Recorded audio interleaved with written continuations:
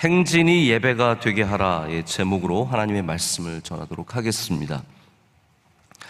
여러분, 오늘 예배를 들으시면 딱 눈에 보이시겠지만 우리 아이들이 정말로 오랜만에 앞에 앉았습니다. 저희가 정말 2년 넘게 우리 코로나 중에 참 어려웠던 것 중에 하나가 함께 드리는 예배였는데, 이제는 드디어 우리 어린아이까지 예배를 드리게 되어서 앞자리에 앉아있는 것이 얼마나 큰 은혜인지 모릅니다. 여러분, 우리가 할 수 있는 게 하나도 없음을 다시 한번 생각해 보게 됩니다. 하나님이 은혜 주셔야 이렇게 자리가 열리고 또 와서 앉을 수 있고 예배 드릴 수 있는 것이, 이 모든 것이 하나님의 은혜이고 또 그 은혜를 감사히 여기는 우리가 되어야 할 줄로 믿습니다. 오늘 앞에 아이들 이렇게 귀하게 자리에 앉았는데 우리 박수로 축복하겠습니다. 사랑합니다. 축복합니다.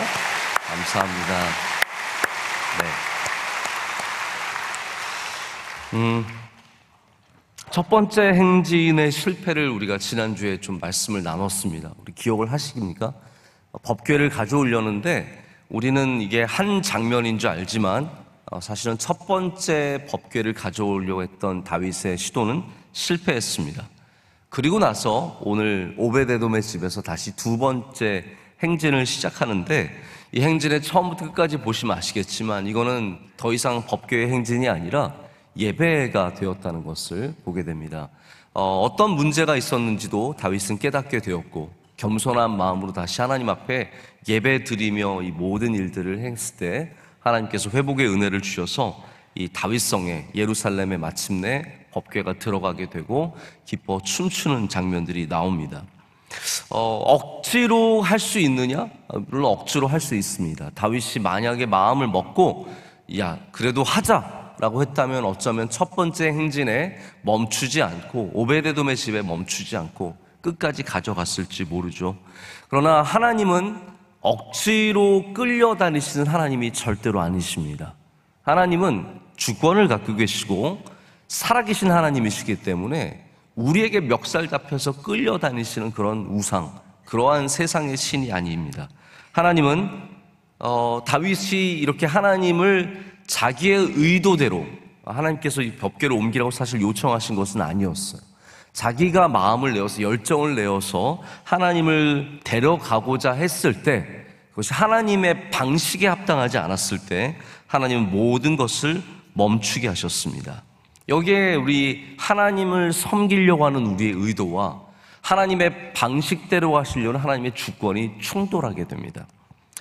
기억하실지 모르겠는데 몇 년 전에 위튼 대학교의 구약학 교수이신 존 월튼 교수님이 오셔서 우리 교회에서 임마누엘 설교를 해주셨습니다. 그 설교 가운데 제가 참 새롭게 받아들였던 이야기가 바벨탑의 이야기였습니다. 우리가 생각하는 바벨탑은 우리가 하나님께 가기 위해서, 인간이 교만해져서 하나님께 이르기 위해서 높은 성을 쌓았다라는 이야기죠. 높은 탑을 쌓았다는 이야기입니다. 그러나 그 존 월튼 교수님이 보여주신 이스라엘의 문제, 사람들의 문제, 이스라엘은 아니죠. 사람들의 문제가 무엇이었습니까? 이게 하나님께 올려가는 것이 아니라 하나님을 우리의 자리로 내려오게 하려고 하는 시도였다는 거예요. 이게 우리 인간이 갖고 있는 교만이라는 겁니다. 하나님, 내가 여기 하나님 필요하니까 여기 내려오세요 하고 하나님을 집어 끌어당기려고 바벨탑을 쌓았기 때문에 하나님께서 그것을 교만함으로 여기셨고, 거기서 우리 인간을 혼란스럽게 하셨고 마침내는 바벨탑을 파괴시켰다라고 얘기를 해주셨습니다. 여러분, 하나님께 도전하는 것이 여러 방식이 있을 텐데 그 중에 하나는 하나님의 주권보다 우리의 생각이 큰 것입니다. 우리의 마음대로 하나님을 끌어내려오려고 하는 그런 시도들이죠. 다시 말씀드리지만 다윗이 법궤를 가지고 오려고 하는 것은 잘못된 것이 아닙니다. 그런데 다윗의 방식대로가 아니라 하나님의 방식대로 해야 된다는 것이죠. 아무리 다윗을 하나님께서 사랑하셔도 그 거룩함이 훼손될 수 없습니다. 여러분, 하나님은 거룩하신 분이십니다. 하나님은 거룩하신 분이세요. 그 말은 어떤 말이냐면 하나님은 철저하게 세상의 다른 신과 다른 존재와 구별된다라는 말씀이고, 우리의 생각과 우리의 마음대로 섬길 수 있는 분이 아니라 하나님의 뜻하신 대로, 그 구별하신 대로 섬겨야 한다는 말입니다. 여러분, 우리 인생에 우리가 의도한 좋은 것들이 우리의 마음대로 이루어지지 않을 때가 있습니다. 다윗과 똑같은 거죠. 다윗이 의도한 좋은 것이 다윗이 원하는 대로 이루어지지 않은 곳이 바로 이 오벳 에돔의 집 앞입니다. 우리가 좋은 의도로 시작한 일들이 멈추어 설 때, 여러분들이 나 잘해보고자 하는 것들이 멈추어 설 때 우리는 그 앞에서 다시 하나님의 은혜를 구해야 합니다. 하나님의 거룩하심을 생각해 봐야 합니다. 왜 우리가 멈춰 섰느냐? 우리가 시작한 이 좋은 일들이 왜 멈춰 섰느냐라는 그 자리에서 우리는 우리의 교만과 우리의 방식을 내려놓는 돌이킴의 시간을 가질 때 거기가 다시 복받는 오벳 에돔의 집이 될 줄로 믿습니다. 자, 그런데 다윗이 여기에서 3개월을 기다리게 합니다. 자, 다윗의 마음이 얼마나 지금 애탈까요? 금방 빨리 이 일을 했으면 좋겠는데 3개월을 그냥 꾸준히 기다립니다. 제가 그런 생각을 해봤어요. 만약에 이것이 3년이었다면 다윗이 어떻게 했을까? 10년이었다면 다윗이 어떻게 했을까? 혹은 30년이었다면 다윗이 어떻게 했을까? 제가 보는 다윗이라면 그 10년도 30년도 분명히 기다렸을 사람이라는 거죠. 여러분, 우리는 굉장히 시간에 쫓길 때가 있습니다. 우리가 갖고 있는 중요한 가치 중에 시간이 우리에게 가장 최우선의 가치가 될 때가 있어요. 자, 오늘도 예배를 드릴 때 우리는 시간 안에 당연히 끝내려고 합니다. 맞죠? 그러나 시간이 우리의 최우선의 가치는 아니잖아요. 왜 고개를 안 끄덕거리세요? 여러분, 어떻게 생각하세요? 우리 주일 낮 예배 제가 굉장히 의도적으로 1시간 5분, 늦어도 1시간 10분 안에 끝내려고 굉장히 노력을 많이 하고 있거든요. 그게 아니라면 솔직히 저도 뭐 1시간 20분 하고 싶고 1시간 30분 하고 싶죠. 근데 여러분, 언제부터 우리의 하는 모든 일들의 최우선의 가치가 시간이 되어버렸습니까? 만약 다윗이 시간을 최우선으로 두었다면 이 3개월 기다리는 거 결코 쉽지 않았을 것입니다. 그런데 다윗의 최우선 가치는 무엇이었습니까? 하나님 아버지의 영광입니다. 하나님 아버지의 뜻. 그렇기 때문에 기다릴 수 있었고 참을 수 있었고 견딜 수 있었다라는 거죠. 저도 살다 보면 시간이 최우선의 가치가 될 때가 있습니다. 지금 시간이 막 지나가고 있는데 사람은 필요하고, 그러니까 빨리 사람을 뽑아서 써야지. 적당한 사람, 기준에도 맞지 않게 그냥 대충 뽑아가지고 집어넣고, 제가 그러면서 이게 아니구나라는 것을 몇 번 깨달은 적이 있습니다. 이게 급해서 그냥 급한 대로 뭔가를 메꾸려고 하다가 오히려 더 안 되는 일들을 경험하면서 때로는 시간이 우리의 최우선의 가치가 되어서는 안 된다라는 것을 경험을 하게 되는 것이죠. 자, 우리나라 사회는 이런 시간에 대해서, 때에 대해서 굉장한 압박감이 있습니다. 어떤 압박감이 있습니까? 우리나라 사람들이 좋아하는 게 뭐예요? 가만히 생각해 보세요. 최연소, 이런 거 되게 좋아합니다. 최연소 합격, 최연소 입학, 이런 것들에 굉장한 프라이드를 갖습니다. 이게 무슨 말이에요? 시간에 이미 쫓기고 있다라는 거예요. 우리는 누가 가장 빨리, 우리나라 사람들 가장 빨리 뭐 했다, 이런 것도 되게, 요즘에 우리나라보다 좋아하는 사람들이 중국 사람들이에요. 그러니까 중국에는 홍보할 때 아파트를 열흘 만에 지었어요? 이게 홍보잖아요. 그런 아파트를 누가 들어가요?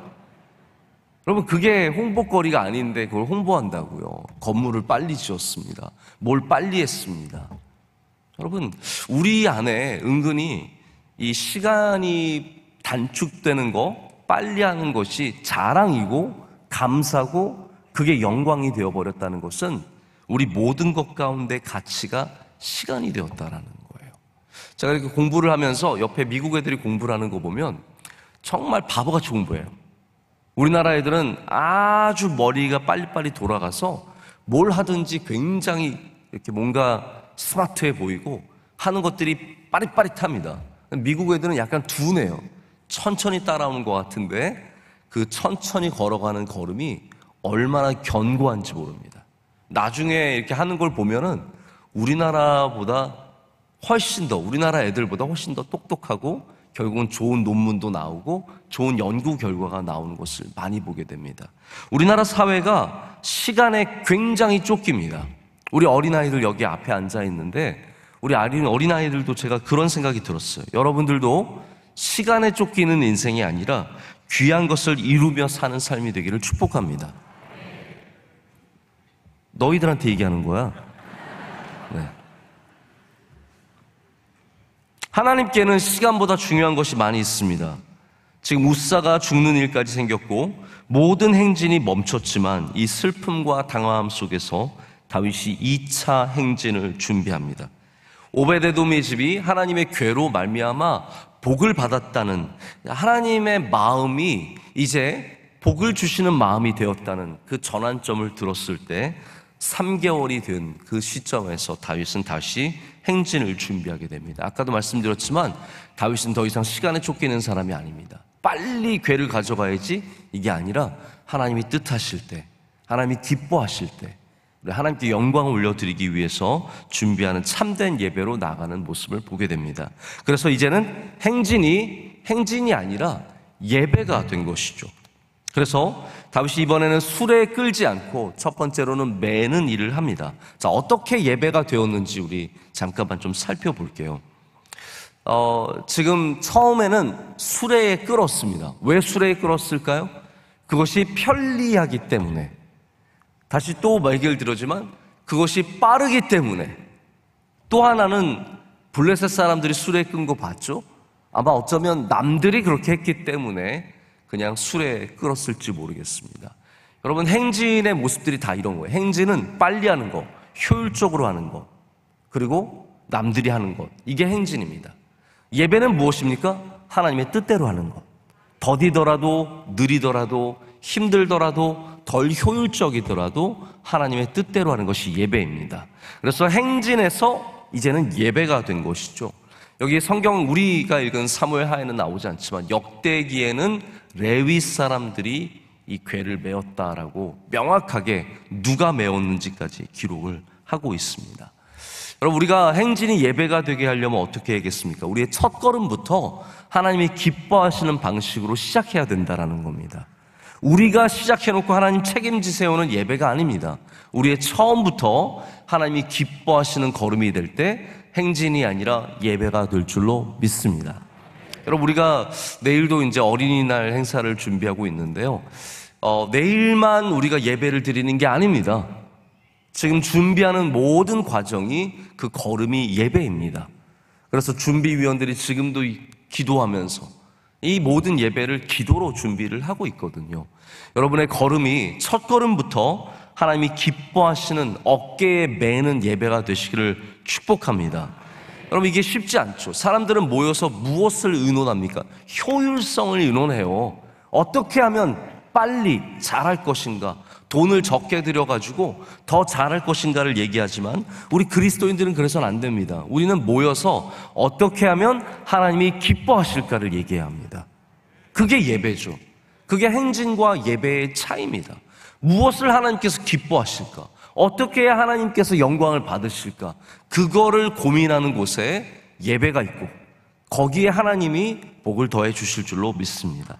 자, 두 번째는 우리가 굉장히 독특하게 발견하는 부분인데요. 6걸음을 뗀 후에 다윗이 제사를 드립니다. 살진 송아지로 하나님께 제사를 드리는 장면이 나옵니다. 그리고 또한 도착해서 준비된 장막, 그러니까 하나님의 궤를 두기 위해서 성막을 준비했겠죠. 그 성막으로 들어갈 때 또 번제와 화목제를 드렸다는 그런 내용이 나옵니다. 자, 여러분, 이걸 보면서 어떤 걸 제가 느꼈냐면요, 행진이 목적일까 예배가 목적일까라는 것이었습니다. 행진이 목적인가 예배가 목적인가. 우리의 수많은 행사와 수많은 예배 속에서 이 부분이 꼭 여러분 가운데 확인되시기를 축복합니다. 행진이 목적인가 예배가 목적인가. 여러분, 우리의 목적은 예배입니다.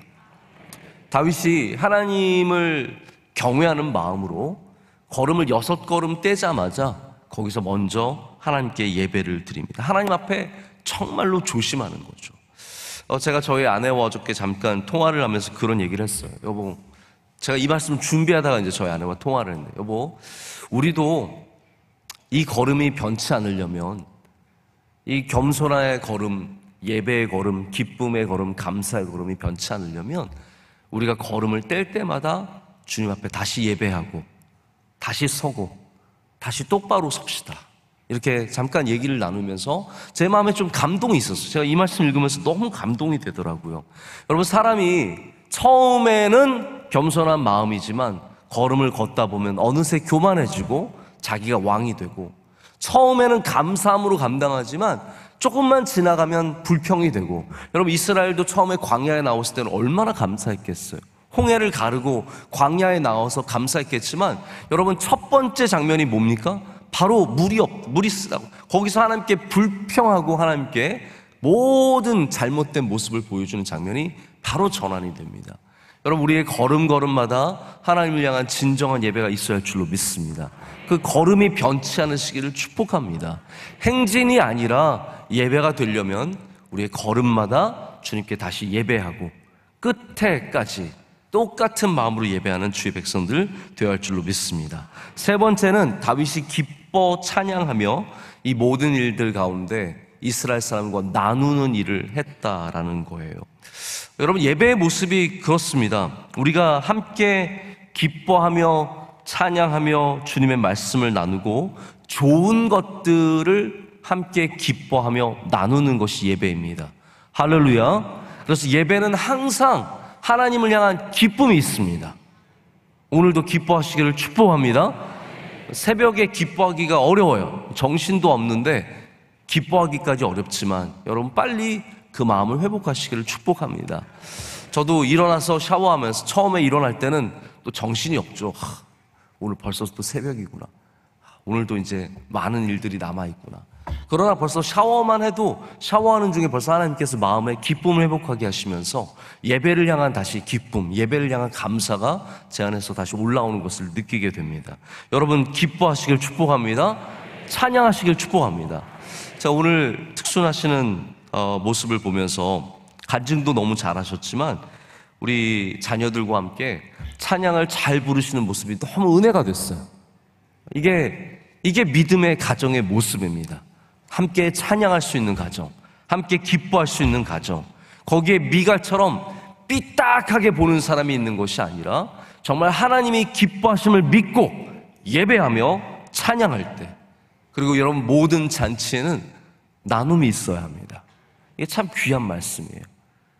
남녀노소를 가릴 것 없이 다 고기 한 덩이와 포도주가 들어간 떡 한 덩이와 귀한 것들을 나누며 서로 기뻐하며 즐거워하는 모습을 보게 됩니다.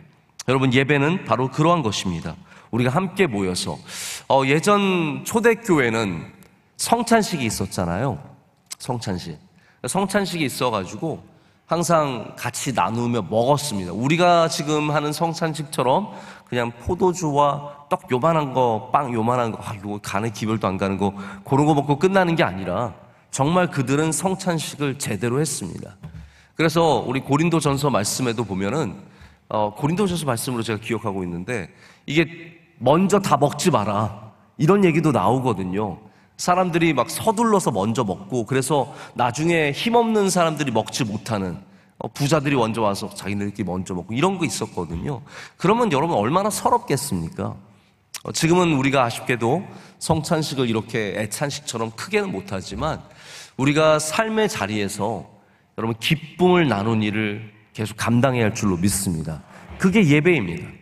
여러분이 여러분의 삶의 자리에서 좋은 것들을 함께 이웃과 나누고 우리 교우들과 나누고 우리 성도들과 나눌 때 하나님께서 그것을 예배로 기뻐 받아주실 줄로 믿습니다. 행진은 뭡니까? 나 혼자 잘 먹고 잘 사는 거에 행진입니다. 우리 대부분의 행진을 꿈꾸죠. 승리의 행진, 성공의 행진. 거기에서 내가 영광을 받고 내가 잘 되고 내가 잘 먹고 잘 사는 것을 기뻐하지만 하나님께서 기뻐하시는 것은 행진이 아니라 예배입니다. 예배는 하나님이 영광을 받으시고 그 가운데 우리가 기뻐하고 그리고 함께 모든 것들을 나누는 것, 이것이 바로 행진에서 예배가 되는 모습인 줄로 믿습니다. 자, 마지막에는 미갈과 다윗의 이야기가 나오게 됩니다. 제가 말씀을 준비하면서 이 부분은 따로 정말 설교를 한번 해도 좋겠다라는 생각이 들 정도로 굉장히 중요한 얘기가 이제 나와요. 법궤의 이야기가 중요하지만 여러분 사무엘하를 보시면 미갈과 다윗의 이야기를 굉장히 중요하게 다루고 있습니다. 왜냐하면 이 부분이 영적으로도 중요하고 사울의 집안의 마지막 이야기와 같기 때문입니다. 물론 무비보셋의 이야기가 조금 뒤에 나오지만 여기가 결정타예요. 우리는 지금까지 계속 사울과 다윗이 비교가 되는 장면을 봤습니다. 여기서 여러분 반드시 깨닫는 게 있으셔야 돼요. 할렐루야. 사울을 그냥 보내지 마시고 왜 사울과 왜 다윗이 이토록 다른가에 대해서 그럼 분명히 아셔야 됩니다. 여기 예배드리는 장면에서 다시 드러나는 거예요. 지금 사무엘하에서 이걸 계속 보여주는 거예요.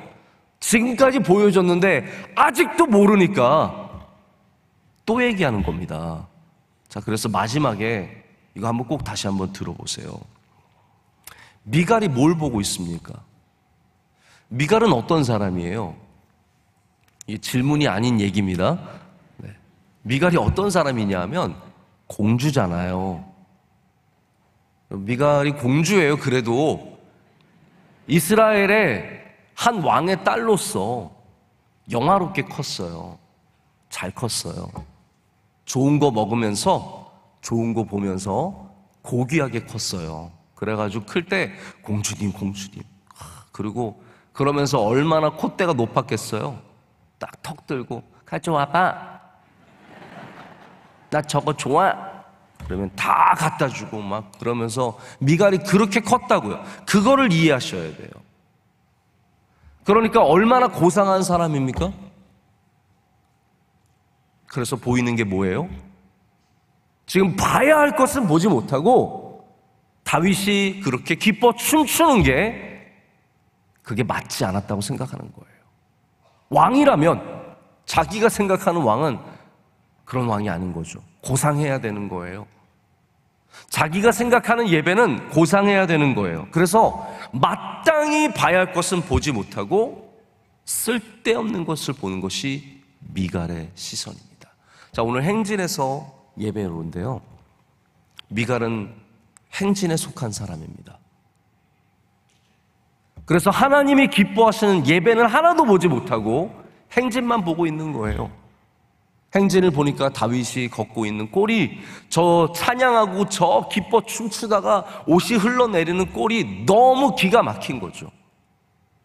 여러분, 우리가 예배자가 되지 않고 행진을 구경하는 사람이 되면 미갈과 똑같은 시선을 갖게 됩니다.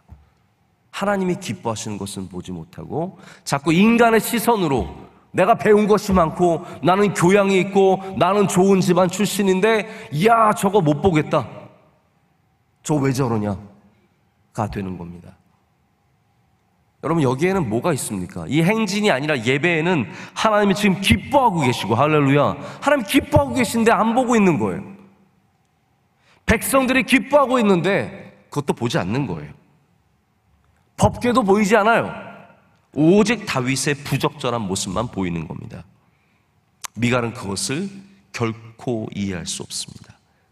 이게 사울의 눈이고 사울의 집안의 눈입니다. 여러분, 사울은 다윗을 보면서 선한 것을 보지 못했습니다.